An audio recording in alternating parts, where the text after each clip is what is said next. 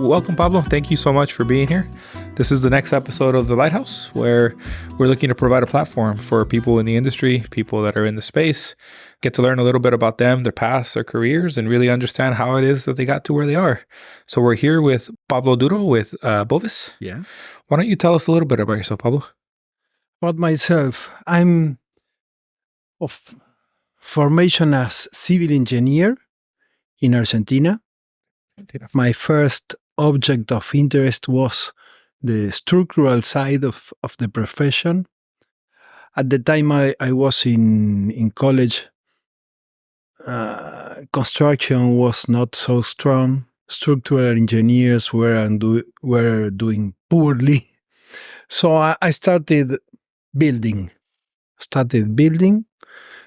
My family is also builders. Then regarding uncertainties in the construction industry in Argentina, I have many years very, very good. And then I have some years very bad. And then I left for a better perspective of the world. That say that I do some very interesting jobs in Argentina. The first of ones, this is before even the computer era, before you have a laptop, before the internet, only we have a fax. Okay. But we were building, I was working with a French company called CVZ, which belongs to one of a family member of the foundators of Carrefour, the French company. And these were little jobs between 25,000 and 50,000 square meters plus infrastructure, but were the only ones project in my life that started one day and we opened the day was scheduled. Wow. And how long was that project, Pablo? A year. A year. A year and a half. So you created a schedule 10 months. And you actually finished Yes. On the same day. And it was great because we received the drawings by fax, was doing by fast track. And the country was developing, and the people, the neighbors, were expecting the mall to open. And in the opening day, you have perhaps 10,000 people outside. So there was no way you were not going to open. You know, it's interesting. I heard you say the project was fast tracked, and at that time in Argentina, that meant you were getting drawings by fax, as opposed to hand. Okay, I got that. Yes. Okay, so you grew up in Argentina, civil engineering, got into construction. Yeah. How did you end up going? Because you're in Mexico now, right? Yes. Walk me through that story there. That company that I was working for was a construction manager, basically. So I work sometimes in construction companies. For instance, one of my last big works in Argentina was an ampliation of Ezeiza Airport in 2000. A big project, 3,000 people working there. But I was more interested in the managing part of the works. I know how to build. I'm very interested in understand the kind of processes that can be managed together in the industry. But I have a huge interest in managing, and I was not happy with the current state of the things near 2006. So in 2007, I got an opportunity in what was called their Bovis land lease, and I went outside. Well, it's important. One of the things I learned with this French company is that, and I think this is useful for anybody. I learned how to not put myself limits to my work. There are other limits, but you as a worker in any, as a professional, so whatever, you should try not to put yourself your limits. Your limits will be placed by your capacity, by your dedication to the work or whatever. But don't limit yourself. That was really very helpful. That's super awesome. Okay. And at the same time, this company and my father, I was taught in a very hard school, the pursuing of the excellence constantly, how to improve every day, not being happy never. And so that's kind of my school and my motto. So you decided to move to Bovis land lease in 2007? 2007. And that took you from Argentina to Mexico? No. I spent 3 years working in the Caribbean. Okay. In Grenada and in Trinidad, in the English-speaking Caribbean. Well, what were you building where you were there? We were building a resort in Grenada that I think that until today is not built because it was caught by the 2008 crisis. Got it. And a couple of luxury towers in Port of Spain in Trinidad that, yes, we finished there.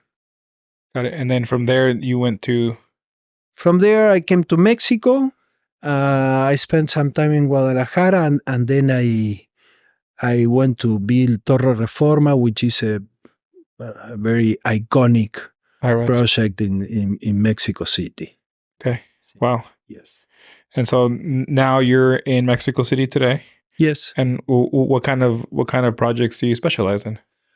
I'm managing all the edification side of our business, which includes data center, airports, residential, and something light industrial. Residential, we are not doing so much right now, but data center is growing. And airports, we have a huge amount of people working in airports. We are a kind of a main player there. In airports? In airports. Very nice. And I'm assuming most of the data center work is happening in Querétaro? Yes. We have our core people of data center working in Querétaro. We are trying to doing solid steps. Mexico, I don't know here, but Mexico have a huge problem of human resources. It's not from now, it's historical. The construction in Mexico grows more than the available resources. So you need to be very careful. First, that you are not going to get resources from the market. You need to educate people. You need to invest in the formation of the professionals. And then, if you are going to a new project, to have the proper amount of your own people, the people that you know that are going to follow the procedures, the people that you know that have the proper, what we call the love for the trade. The love for the trade. That's a key. You have or you don't have it. Yeah. Okay? You can't teach it either. Yeah, you can teach. You can teach other things, but the love for the trade, the thing that is going to move yourself a step further in the quality, in whatever, in the service you are giving, this is you cannot teach. Fantastic. We can teach another things. For instance, in this moment, we are trying to transform, to make the habit in our people to work kind of a permanent risk analysis to convert our people in machines that detect troubles, provide different solutions, and at the same time are programmed to discuss this with the owners, because we don't work alone. So these kind of things, yes, you can teach. So we are trying to add some this kind of technical background to our people. Our problem, our trade is really about the people. We are not going anywhere with the proper people.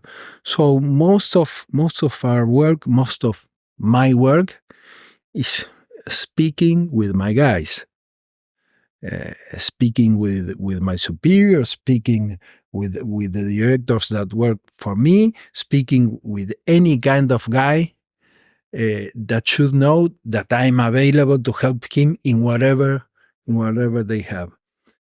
So regarding the troubles we have, not troubles. Troubles. Los problemas. Los problemas. Troubles, okay. First, love for the trade. Love for the trade. Preparation. And the third one is, in our industry, we speak about, ¿cómo se dice protagonista? The protagonist. Yeah. You are the protagonist. Or the antagonist, yeah. Or a witness. Yes. Okay? So, you guy, you want to be a witness? Okay. Go to that company. No, not with us. Not with us. We try to have a permanent attitude with the owners, with the stakeholders, to really take for us the gathering of all the troubles and to place together all possible solutions and to present this to the stakeholders. We kind of understand that this is our goal. Not just if one of my guys is going to relate to a client that he have this problem and this problem and this problem, and that's all, we are in problems. We are in trouble. Okay?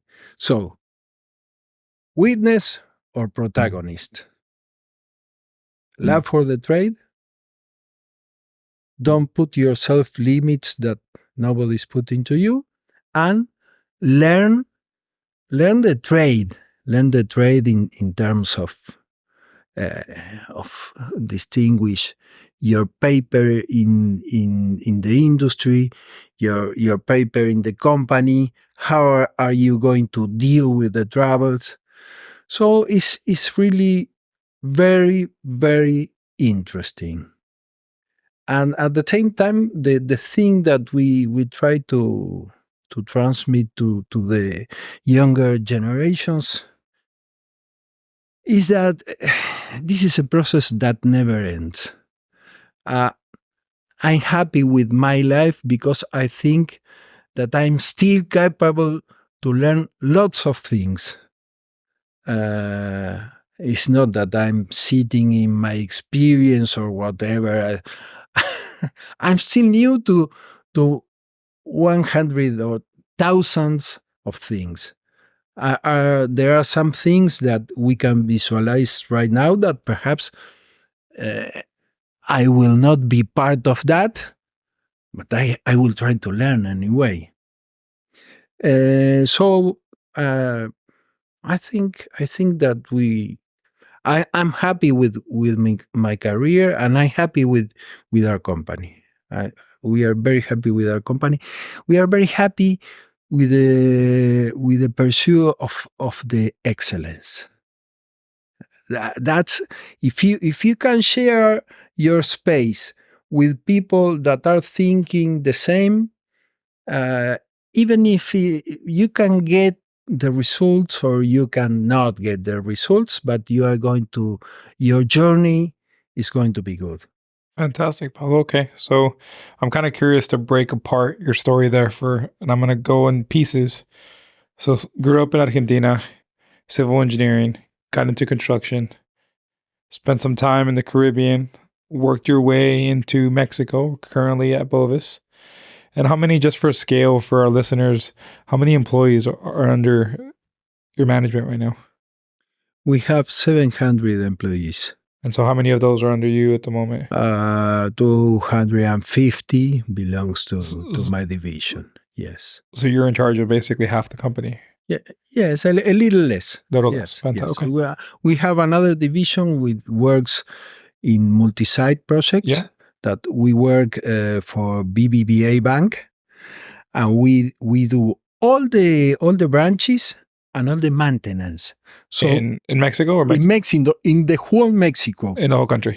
Okay. Yes. Okay. So there is a lot of people working there. Okay. So I want to back up and go back to Argentina, but I'm going to ask you a question, Pablo. But I don't want an answer till the end. Okay. In the World Cup, if Argentina is playing against Mexico, what jersey are you wearing? And you don't answer now. I'm going to ask you at the end. But I'm going to want that answer. Okay. I want to know if you're wearing black or if you're wearing okay. But I have another comment that will surprise you. Oh, it's going to be neither. Okay, even better. Okay. So let's start with Argentina. So you're born and you grew up in Argentina. Did you? Yes. How do I ask this question? Did you grow up with means? Like it's kind of depending on where some people grew up. They either struggled or they had means, and so they knew college was for their path. They knew that was their thing. Or? I have means. My family belonged to the middle class, but in an era where the middle class have access to excellent education. For example, this always surprises people.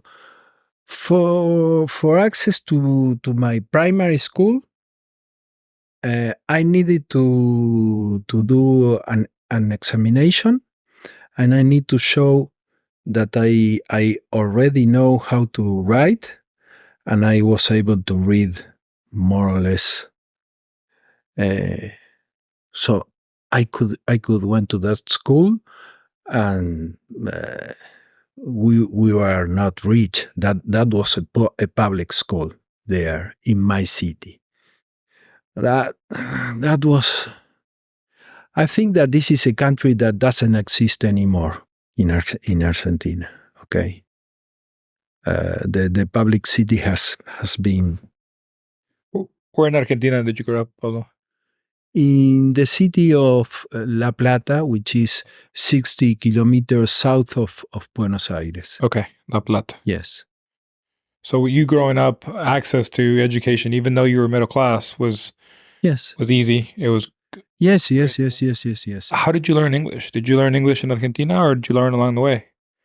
I learned English at school, at the primary school, at high school. I think I have 10 years of English. And then what keep my English alive were two different things. One is if I were not an engineer, I would like to be a musician. I play the piano. Very nice. I play salsa, jazz, things like that. Even I spent some time working as a musician. Okay. Yes. But we are going to forget that part. No, we're going to come back to that part, but you keep going. Okay. So I was trying to get material to read, and that material was always in English. And then I was all my life a basketball fan. My father take me to attend basketball matches in our city. Our club was the Argentinian champion in that time. So I grew up very, very fun. And then I started to follow the NBA. Also, all the material was in English. And then when I went to Grenada in 2007, I believe that I knew English, and I didn't know really. I never had an opportunity to have a conversation. Entonces, from then I take the habit of every night read something in English. Okay? So I can understand very well. I can understand lots of things, kind of a new world regarding what was in the past. I'm not able to speak very well, but I understand. Your English is fantastic. No. But the key is to read every night. Read in English. Read in English. And the key, I think, for our work is to read. Because if you read, you are going to learn the old story structure.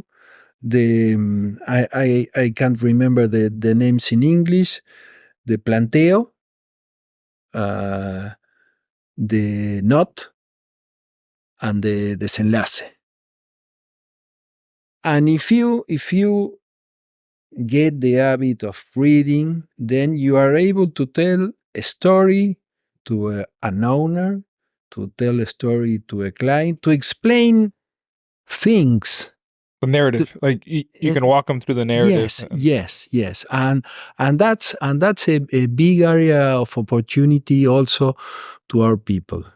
Get in the habit of reading anything. You don't need to read about Einstein. You can read stories, short stories, long stories, novels, any kind of novels. Just read. Read. Very nice. It's going to give you vocabulary. It's going to give you structure. It's going to give you lots of things. So you grew up in La Plata. You go to university. Did you know you wanted to go to university, or what was that? We have a university. La Plata is a city mostly of government and university, with a good engineering school. So it was not a question of. At the same time, it's free, the university there. So you grew up knowing that was going to be where you would head. They're a great engineering school, and so you went civil engineering? Civil engineering. Okay. Did you work any internships while you were going to school? No, but I started to work at 15 years with my dad. And you said your dad was a builder, right? Yes. I start making drawings. Do you remember the rotrings? That kind of pens of ink that you fill the tank and you use the vegetal paper. Yes. To drawing. Okay. Yes, like the light tables. Yes. I started with that.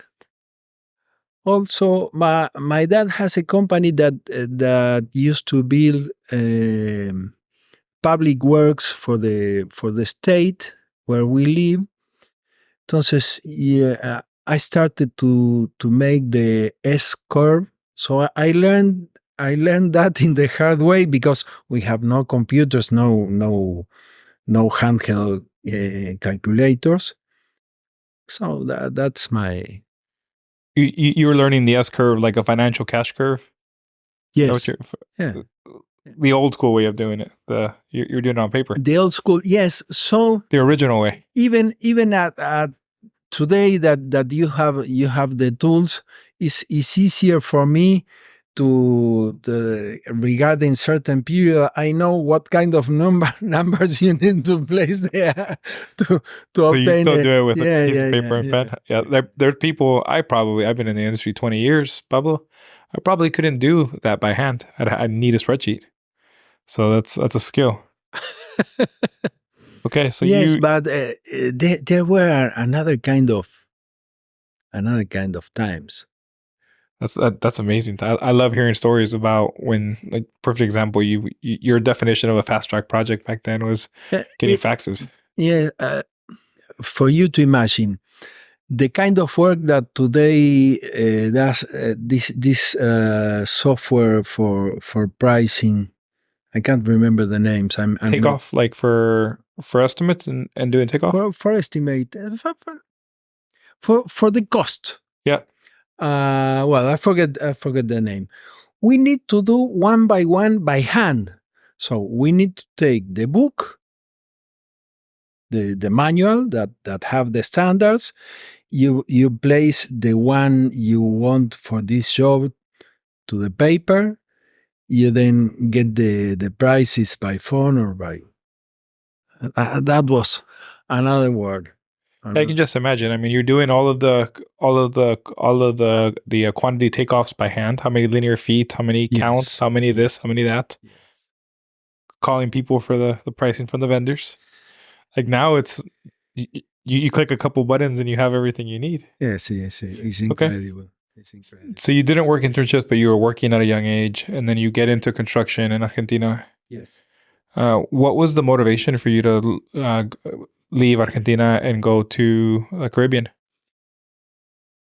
I was not specifically interested in the Caribbean. I was interested in move out from Argentina. When I was a little kid, my family was moving around, pursuing certain jobs. So I was used to that, and I have the idea that I would like to move outside to see another things. So in 2000, I tried to move to Canada, but at the last moment, I say no. I'm trying to stay there in Argentina, but the economy was really bad in Argentina. Yes. Was really bad, and then you start when the things are going wrong for the country, you start to mesh up what part is up to you and what part is up to the objective situations of the country. I'm not perfect. I know that I have, I have lots of flaws. Okay, but in that case, you tend to think that everything is your fault, and it's not that. Okay, you have your faults for certain, but if the country is not growing, that was the main reason. And so you moved to the Caribbean, and how many years do you stay in the Caribbean? 3 years. 3 years, and you're building the resort and then the towers. And then what was the motivation for you to leave then and join Bovis in Mexico? I was working with Bovis in the Caribbean. Okay, you were already with Bovis. Okay. Yes. And then we finished the Caribbean work, and they told me that they have work in Mexico City or in Guadalajara, and that I can go there, not an expat, not as an expat, but I need to move there. You need to move, relocate, Yeah, so I moved there with my family, 2 kids, 4 suitcases, and some boxes with. Wow. But that was a really good step. So that was 2010? 2009, yes. So you've been in Mexico now for 14, 15 years. Yes. So your kids, how old were they when you moved? 10 and 13. Wow. So, I have an 8 and a 6-year-old, and me and my wife talk a lot about wanting to get them that experience somewhere else abroad. But then I think of, like, the older they get, the harder that is to do. How did your kids adapt to moving from the Caribbean to Mexico at that age? 2 different cases. The eldest one is the kind of guy that have a million friends every place he can go. He fits so well in our city. But the other one, he didn't fit well in the city. He was more nerdier, to say than the kind of spirit of our city. He was not fitting well there. Also, he need almost 1 year of therapy. But he in Mexico, he found his tribe. That's awesome. Yes. The Mexico City have that. It's so big, have so many tribes. You can find your own tribe, and no one is going to bother you for belonging to that tribe. And I've never heard it put that way. You can find your tribe anywhere because it's that big. Yeah. So you can find your people, if you will. You can find your people. You can find the kind of anonymate that you like. They living in a little city is more exposed. Yeah. And some people like it. It's like being permanently exposed in the social media. I don't like, but there is some people that like. Living in a little city could be something like that. I can see that. In a little city, everybody knows everybody. Everybody knows what's going on. In a big city, Mexico City is 25 million people. Yeah. And so, yeah, it's very easy to hide and nobody knows who you are. You're going to be you are going to live the kind of thing you like. Very nice. And that's amazing. Okay. So you go to Bovis and you end up Caribbean, then you move to Mexico. You know, I'm curious, anywhere along the way, did you ever feel you've got into a position where, like in English, it's called imposter syndrome? And we hear it very often, which is the way I would describe it, Pablo, is you're nervous about the role that you're taking. You wonder if they're gonna, like, if your manager is gonna wake up one day and realize that, can Pablo do this job? And you doubt yourself. Like, always. It's interesting how a lot of people don't acknowledge that. Like me personally, I go through that cycle every day. Like every day in 1 or 2 meetings, I'm like, how am I doing this? Like, how did I get to where I am?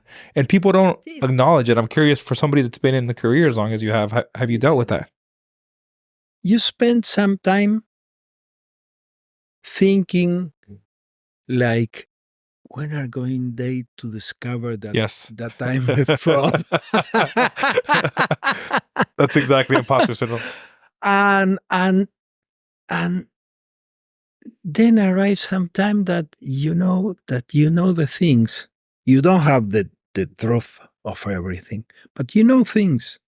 You know things, and you know things that you have incorporated, and you know that you are able to translate that things to other people. That if you are in a company with another guys, you have the opportunity to teach, to mentor the guys, to say things, and that's really amazing. That's really, really amazing. But yes, like everyone, I have that kind of thoughts. When are they going to discover that I'm a fraud? Okay. At the same time, I'm a firmly believer in what is called the 2,000 hours rule. If you do certain things 2,000 hours, 10,000 hours, you are going to master that thing that we are doing. This can apply to a profession, to a sport, to whatever. So if you do, yeah, I mean, that can make sense. Yeah. Yes. The rule of 10,000. It explains lots of things. The first time I read about this, it was about the Beatles, that the Beatles really, when they started to be known to the big public, they already have the 10,000 hours mastering their art in the. So it sounds like one of my favorite authors is Malcolm Gladwell. And he has a book where he talks about the story of the Beatles and how for Malcolm Gladwell, for 2 or 3 years the Beatles played in Europe in bars Hamburg, and they would play 8 to 10 hour days. Exactly. And so by the time they got to the States, people thought that they were a new band. They had been playing for equivalent of years. Exactly. Because of the shows and the different raves exactly. that they had. That's the concept. Okay. And so you know, one of the concepts that comes up a lot is the theme of mentorship. And it's super important for us in what we're trying to do with all the data, what we're doing with the Lighthouse is to really find and partner people with mentors. I'm curious, in your 20, 25, 30-year career, Pablo, who are the mentors that stand out for you? But then more importantly, how did they become your mentors? Because one of the things you don't see in this world is people ask, like, it's not common for be like, hey, Pablo, I really think your career has been great. Would you be my mentor? You don't see that a lot. People just naturally become somebody. You don't see that. You don't see that. My first kind of mentor was my father. He still lives. He's an engineer. He was extremely tough in the construction. He was perhaps he was not able to teach me the proper things. He wanted me to learn my own way, and that didn't work very well. But I learned through the example. Then I have the opportunity to work with a couple of very, very good architects in my city. In La Plata. In La Plata. Good architects. There are not so much good architects, but a good architect, a guy that can handle properly the space, the living of the people. These are people to follow, really. I have the utmost respect for the good architects, that there are lots of them. Then I have, when I work for this French company, CVZ, working in Carrefours, there was an French engineer. We call him the Dr. Aton. He was a machine. I never saw somebody like him. You were in a couple of supposing 10 acres of a land in the piling stage, okay? And you were walking there. And he was walking with me. He came to the site 3-4 times during the project life. And he asked me, where are we? I don't know. We are in the grid C, for example. Grid C and 24. No, mister. You are sitting in the kitchen. Okay? Yes, these people was really tough. Then during Ezeiza Airport in Buenos Aires, we did a good match with the construction director of the airport. That was a very expeditive man.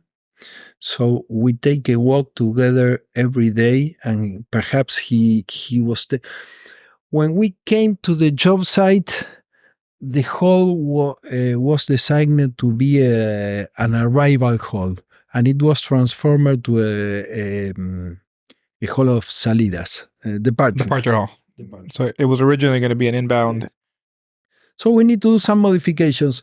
So perhaps we were walking and he told me, okay, Pablo, these 2 blocks, perhaps the size of a container, these 2 blocks that are holes, fill them because this is not going to.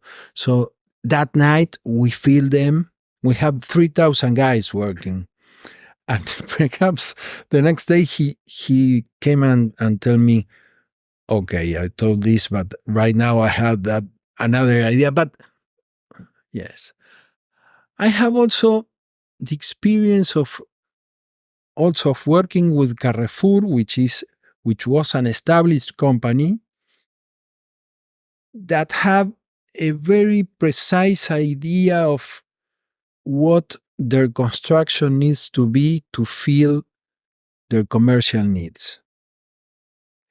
They were impressive in that sense. And then I started to work with a similar company, which right now is the largest supermarket company in Argentina, which his name is Coto. He have today, I think he have 2,000 employees. And he was really starting to.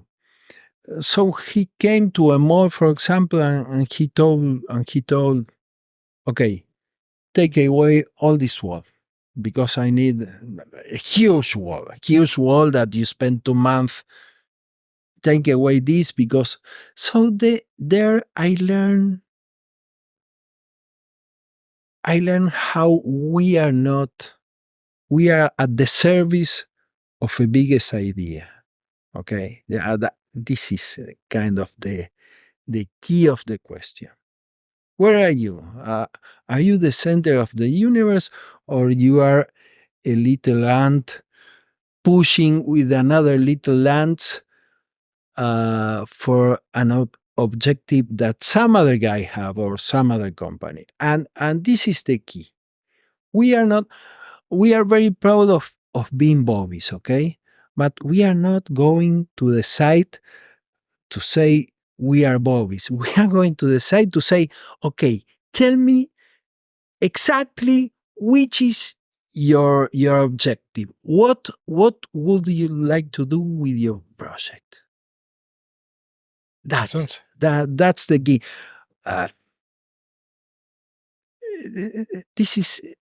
Everything is very different. For example, in a Carrefour, there were two things relevant.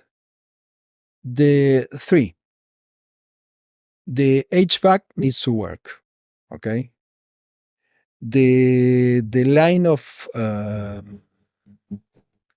las cajas, ¿cómo se dice? The box. ¿Dónde pagas? Oh, the checkout. The checkout line. Checkout. At that time could be 50 checkouts. So the energy and all the controls of the line of checkouts has to work. Has to work. That's how they get their money. Has to work. Yeah, that has to work. And the other thing, they have an exact idea of what they want of the big room. Okay, the salón de ventas. Okay. So, for example, we send people to check with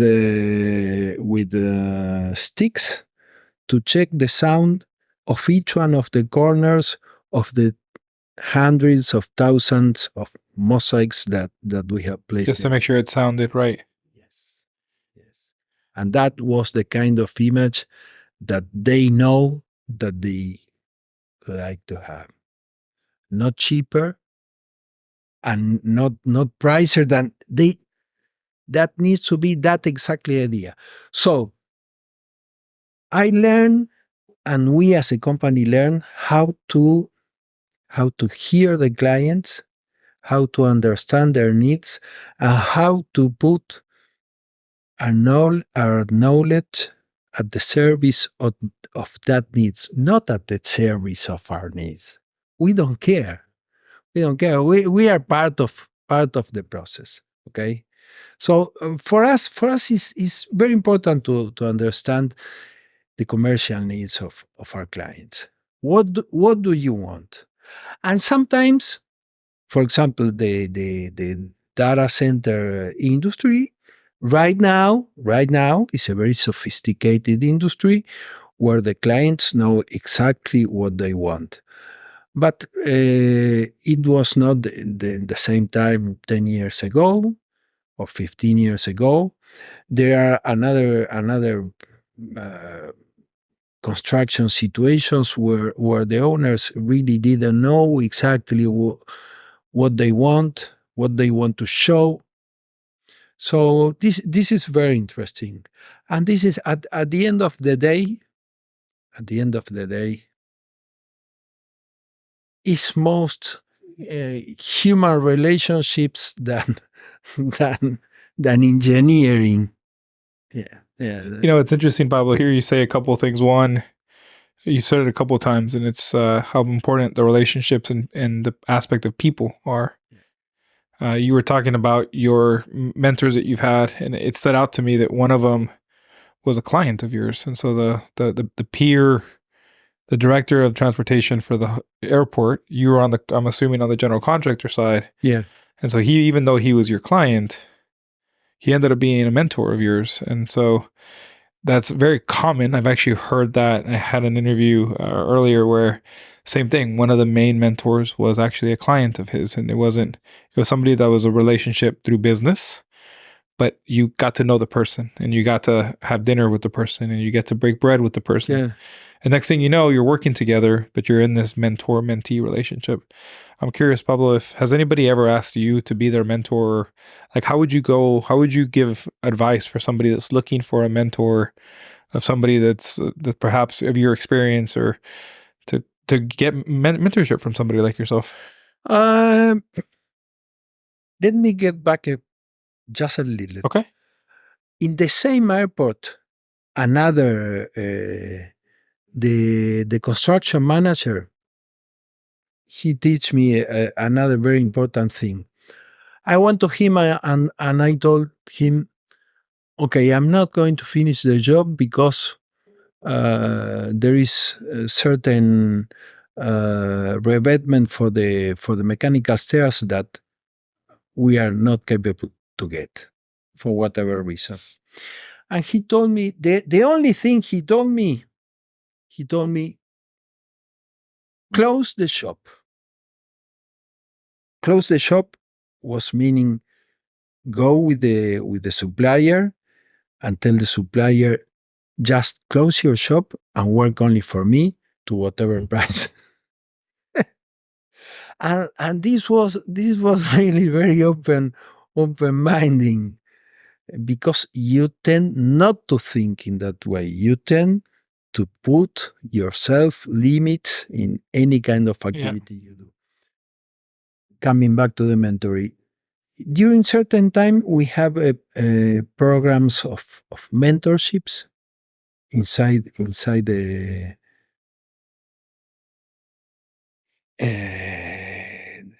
the company. Right now, I think we lived that kind of programs 7-8 years ago. I don't know why. It was interesting, but it was at the same time a little artificial. It's because not all of the mentees have really a real interest in learn new things. So what we do right now is trying to detect the people most capable, the people that you perceive with this kind of love for the trade, and you pick these people and you start to tell them things. Do this in this way, do this in this way. Spend time with the people. At the same time, you need to make your people know that you are available at any kind of time. And that's more easy to say than to really get. Some people are afraid to call me. Some others can call me at any time. But you need to teach the people. You need to teach the people. Right now that we are really a bunch of guys, I have a weekly meeting with rounding 25 PMs of different grades and directors, and there we use that to First, it's kind of a social meeting because not all of them are in the same location. There you can place some of them in the spot for good things, or also in a spot for bad practices, exposed in a way that is not offensive. But if somebody is doing good, expose, and each one of them expose the problems they have in their projects, the kind of help they need. But the most opportunities to mentor people is in the office, with the people which is in the office. That with people which is in the middle of a project, perhaps is more difficult. 100%. But I can tell to you that I always, at the same time, I have 3 to 5 people that are working around me that are kind of my mentees. Very nice. Okay. I want to switch gears a little bit just because you spent you worked in Argentina, you worked in the Caribbean, you've now spent the last 14, 15 years in Mexico. So I'm curious, some of our listeners live here in the States, but they work with teams that are in South America, whether it's Mexico or Uruguay or different places. I'm curious, what kind of advice would you give? Because the culture is very different. The way you approach somebody is very different. The norms from one country to the other are different. And so I'm kind of curious, what advice would you give any of our listeners that are going to be working in Latin America, South America for the first time to make sure they're successful? Everything from what do you recommend they for sure do versus what do you not do that could be maybe considered a sign of disrespect? Do you mind bringing that microphone just a little closer? Yeah, yes. Of course. Yes. Thank you. Thanks.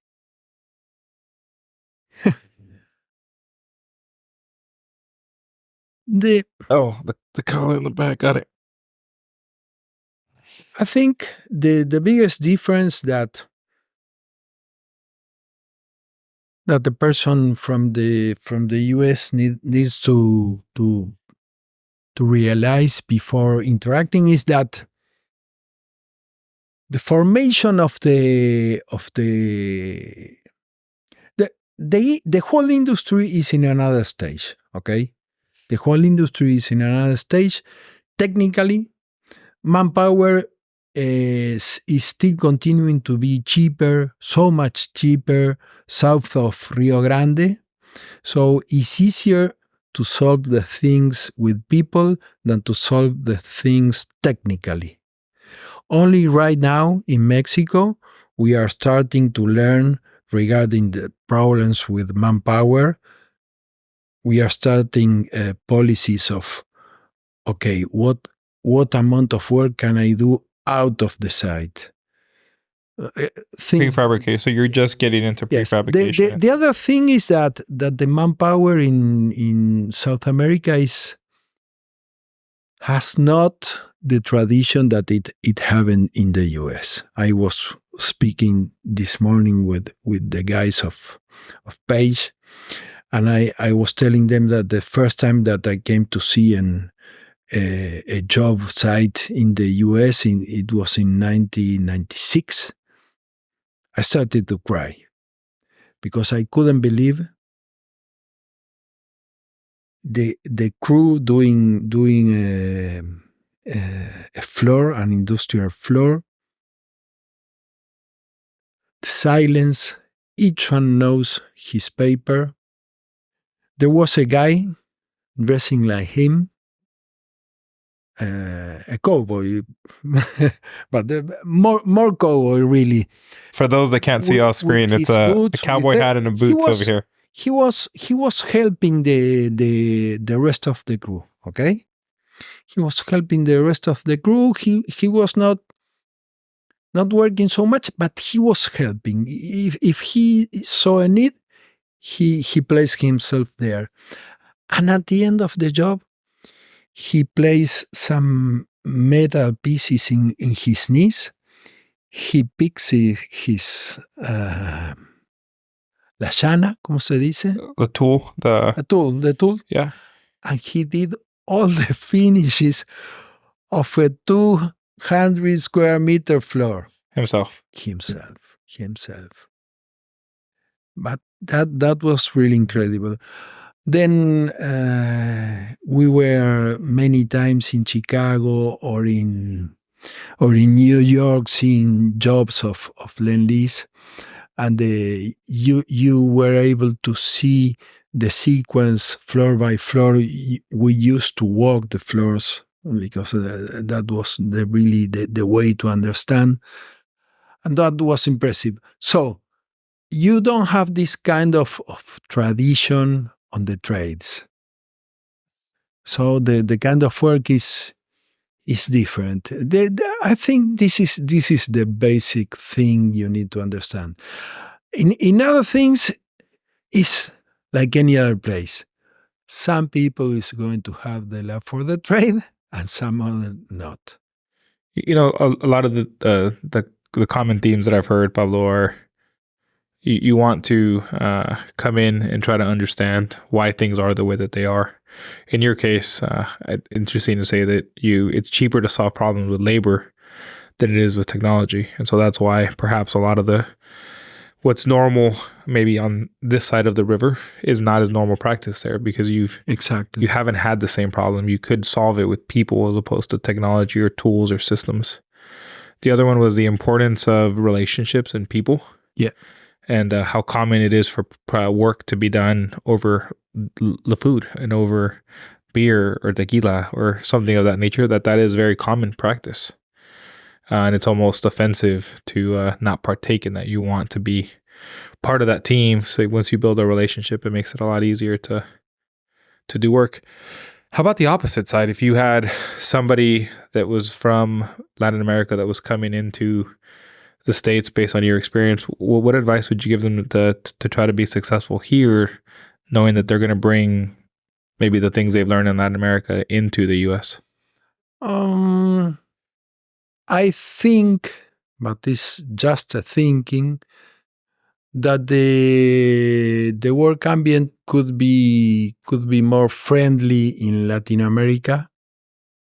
I have a couple of friends that used to work for us in Mexico, and they came to work with the company here in LA, for example, and they just work. They have difficulties to establish relationships, social relationships with his coworkers. It's a different kind of society. That said, you need to adapt to that. But I think that if you know how to work, you are going to succeed here or wherever. Very nice. Okay. And so I'm curious to kind of delve back into your experience with Bovis, and you guys build data centers. I'm curious, what was the first, do you remember the size of the first data center that you built? The size of no, the first one not. I think it was something for Telmex. Okay. I didn't participate there. It was a thing of 8,000 square meters. I can't remember the capacity. And then the second one was the big one, was one of 16 megawatts. That's a good size. Yes. It was the first data center tier 4 of Mexico for BBVA. Well, what year was that built in? What year was that built in, Pablo? This was between 2011 and 14, kind of that. So in 2011, to building 16 megawatt data center, that's a big size data center for that time. Yes, that was in Mexico was a big deal. Mexico was the biggest at that time. How long did that project take? I'm curious, how quickly are you able to build something like that in Mexico? I think that the whole project, the construction was 2 years. Okay. Construction was 2 years. I cannot remember I think we won the competition because we did also the pre-construction. We won the competition perhaps 10 months before construction. Got it. So you had about 9 or 10 months Almost, to do pre-con. Yeah. But then construction was 2 years. Yes. And then Lend-Lease sent to us their guys from the US. They sent to us some superintendents, some project managers, and the specialist, one of them, whose name is Les Dunkley, he still works with us through his company, which is TLM. He's still working with us. He's a very, very good partner of us. He's mainly in charge of commissioning or helping the commissioning or whatever. So this at the same time, this was our first project as general contractors in Mexico, because we were not allowed to work as general contractors as GC by the main company. So it was a really, really very, very important project that needed in that time our best resources. Where was that project? In Mexico City or in Querétaro? In Mexico City, in Atizapán de Zaragoza. Okay. In Atizapán de Zaragoza. That was a project that we did with a full BIM design. We have started a couple of years before, which was very, very useful for us to understand the procurement was huge. The good side, it was not so difficult for us because for all of these things of compliance. We were used to do that kind of work for projects that then we were not allowed to pursue. And so it was really great. We learned good things from the people of the US, and we learned also bad things. Everything. Very nice. So I'm looking at time just to make sure we can make the best use of our time. So I got 1 or 2 more questions, but before we dive into those questions, I'm kind of curious to go back to the question I asked you earlier. If the World Cup, if Argentina is playing Mexico, who are you rooting for, Pablo? Argentina. I cannot change that. I feel bad for Mexico. Any other match, I am a Mexico fan, without any kind of doubt. But if they're playing Argentina, you're Messi all the way. So if I were to ask you Messi or Ronaldo, are you going to pick Messi? Hands down. Messi. But the thing that I'm going to tell you, I was not a believer of this team. I was thinking, okay, these guys should try to failure very soon, and then get their mask off. But they really surprised me. You're talking Argentina in the past World Cup. I'm talking Argentina. They had an incredible run. Yes. So you can think stupid things too. Fair enough. Okay, so I'll ask you this question, and then if you have anything else to share, as our listeners are listening about all the things that we've talked about, what kind of advice would you give somebody that's thinking about getting into the industry, whether it's on the general contracting side or on the owner side, specifically in the data center space? What kind of advice would you have for them if they're thinking of jumping into the space?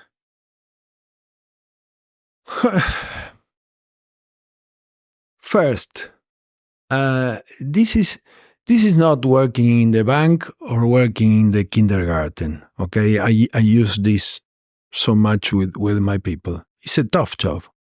It's a tough job.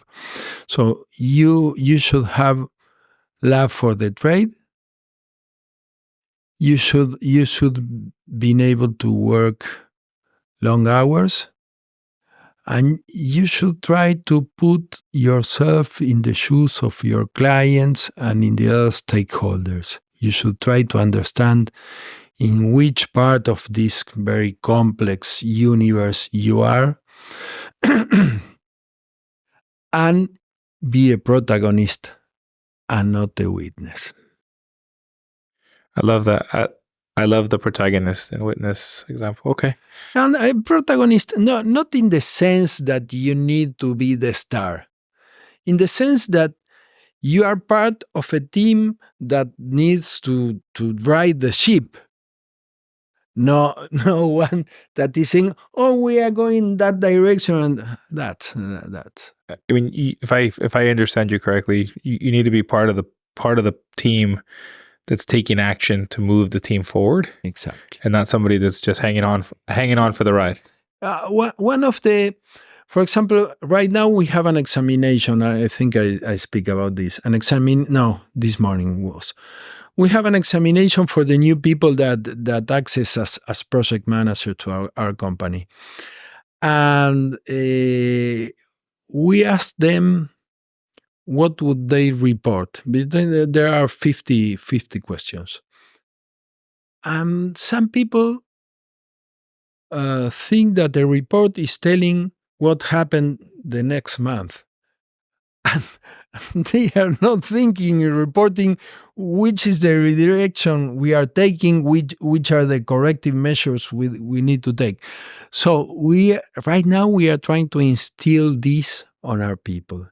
You need to convert yourself in a machine that pick problems, seek for solutions, deal with the stakeholders with the solutions, and not by yourself, with the stakeholders, go in that direction and that direction. Very nice. How to mechanize that with people. It's not so easy, but some things can be done. Very nice, Pablo. Well, on behalf of the Lighthouse, I just want to say thank you for coming. I'm looking forward to going out to eat and learning more about you, and it'd be great. Thank you so much for coming. Thank you, Pablo. Thanks to you, Alfonso. Thank you.